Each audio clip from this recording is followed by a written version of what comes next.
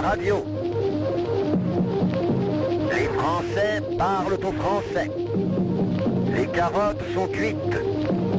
Les carottes sont cuites. Sud Radio Berkov dans tous ses états. Bon appétit, effectivement, aux ministres intègres. Hier, c'était à voter? Non, c'était à volter. Électrique, 100 000 volts. On en parle tout de suite. Sud Radio Berkov dans tous ses états. Le fait du jour. Faites pas, hein, c'est carrément foutre le bordel. Groupe de rock, effectivement, on peut se poser des questions. Allez, ne soyons pas vulgaires, mais enfin, quand même, ce qui s'est passé hier est vraiment pour le moins très intéressant. D'abord, c'est la première fois dans l'histoire de la Ve République qu'il ne va pas y avoir cohabitation au sens strict du terme. Car aucun parti n'a gagné la majorité. Ce n'est pas effectivement Chirac, Mitterrand en 86-88. Ce n'est pas bon non plus Balladur entre 93 et 95. Ce n'est pas, on peut le rappeler, Jospin, Chirac, etc., etc., etc. Non, non, non, non. Là, il y avait un parti majoritaire, il avait gagné les élections, et effectivement, voilà, cohabitation. Et puis, il y a eu cette trouvaille géniale, géniale. Et on a vu, en fait, je dis génial par ironie, car ça a tué une partie de la Ve République en instaurant définitivement la monarchie absolue, soi-disant républicaine, que de faire suivre les élections présidentielles par les élections législatives. Car c'était évidemment, vous m'avez élu, la population, donnez-moi un blanc-seing et donnez-nous ce qui s'est passé, c'est de donner-moi des bons Playmobil qui vont exécuter ce que je dis. Voilà. Alors, on pensait qu'il y avait 3 pouvoirs, exécutif, législatif, judiciaire, et au fil des ans, ça a été quoi? Eh ben, ça a été l'exécutif et l'exécutif. C'est ça, les 3 pouvoirs. Et alors, je comprends Emmanuel Macron, il a été réélu face à Marine Le Pen, réélu nettement en tout cas, même si l'abstention était ce qu'elle est. Et il se dit, mais voilà, c'est très bien. Eh ben écoutez, il n'a pas joué, très bien, le peuple va suivre, il n'y a pas de problème. Et d'ailleurs, les sondages le disaient, tout le monde, la majorité, elle sera peut-être pas absolue, mais il n'y aura pas de problème. Allez, tout va se jouer, tout va bien. Et puis d'un coup, voilà-t-il pas que les Français qu'on disait lobotomisés, endormis, finis, conditionnés par certains médias, conditionnés par la politique, conditionnés par la propagande extraordinaire. Oh, les uns, évidemment, d'ailleurs, ils sont 54%, je le rappelle, hein, 53 à 54% des Français ne sont pas allés voter. C'est beaucoup. Ils se sont dit, bon, à tort ou à raison, hein, je ne dis pas que c'est bien, moi, vous savez quelle est mon attitude là-dessus, ce n'est pas du tout l'abstention. Mais ils se sont dit, voilà, ça se passe au-dessus de nous, on en parlera avec Charles Gave, est-ce que ça se passe pas, en fait, entre Davos, Soros, Bill Gates, la Chine, Poutine, etc. Donc, qu'est-ce qu'on peut faire? On ne peut rien faire. C'est pas non plus la solution, mais... Voilà. Et on s'est dit, voilà, le peuple français ne va pas réagir. Et patatras, je le rappelle quand même, 240 sièges pour Ensemble, majorité absolue, c'est 289 sièges, donc plus de majorité. NUPS, le fameux NUPS, lancé par Jean-Luc Mélenchon, ce Mitterrand au petit pied du programme commun, magnifique. D'ailleurs, il a fait en 6 mois ce que Mitterrand avait fait en 10 ans, évidemment beaucoup plus disparate, mais enfin... Saluons l'artiste. Voilà, il a dit je serai Premier ministre, il ne le sera pas, mais il a joué effectivement le rassemblement, hein, la France Insoumise, le PS, ELV et le PC. Alors en tout 133 sièges, mais si on regarde au fur et à mesure, c'est 72 LFI, 26 PS, 23 ELV, 12 PC. Et le Rassemblement national, alors là, on ne comprend pas. On l'avait dit, même les Zemmouriens avaient dit, mais c'est fini, Marine Le Pen terminée, les autres aussi, Marine Le Pen, oh, et les sondages, et les instituts, ils vont faire aller 30 à 40, plus que d'habitude, mais alors ils resteront, ces marginaux. 89 sièges. Et c'est quand même pas rien, 89 sièges, parce que je rappelle que quand vous avez plus de 70 sièges, il faut savoir, vous pouvez interpeller le Conseil constitutionnel, vous pouvez déposer une motion de censure, ça va beaucoup plus loin que le groupe. Et enfin, les Républicains, 64 sièges, voilà. Alors, qu'est-ce qui se passe en fait? Qu'est-ce qui s'est passé? Et il s'est passé que, effectivement, l'hubris a joué. Chez Emmanuel Macron, l'hubris a joué. Je suis le meilleur. Regardez, en 2017, j'ai conquis tout le monde. Hollande, je n'en ai fait qu'une bouchée. Je n'ai jamais été élu. Et alors, so what? J'avais avec moi, j'étais le sans parti, le en même temps, je réconciliais gauche et droite, enfin tout allait bien.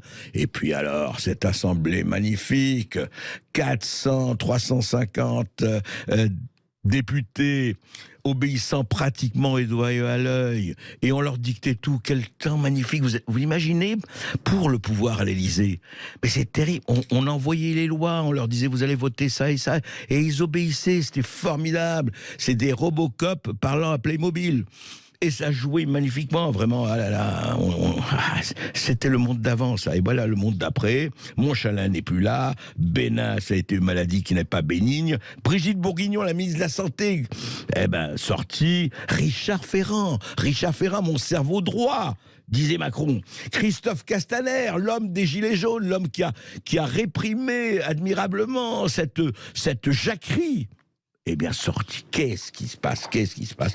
Eh bien, il se passe, très sincèrement, quelque chose de simple. C'est qu'on a cru que, effectivement, à partir du moment où la mécanique 5e République s'est enclenchée, les mêmes causes produisaient les mêmes effets. On n'a pas pensé que, à un moment donné, le fait de décider de tout, le fait de ne consulter personne, je ne rappellerai pas encore fois le référendum, disparu corps et biens depuis 2005, et le fait d'avoir une certaine morgue, le fait de vouloir emmerder, d'avoir envie d'emmerder les non-vaccinés, ça a venu partie des citoyens, le fait effectivement, de passer les derniers jours de la campagne en Ukraine. Simplement, vous savez, le problème, c'est que je comprends, il y avoir une solidarité avec les Ukrainiens.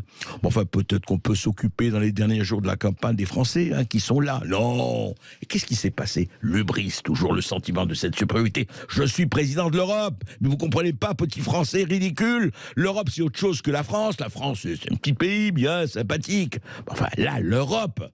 Alors vous allez me laisser être président de l'Europe et vous allez aller aux urnes en silence et avec un seul bulletin. Rappelez-vous, pas une voix ne doit manquer à la République.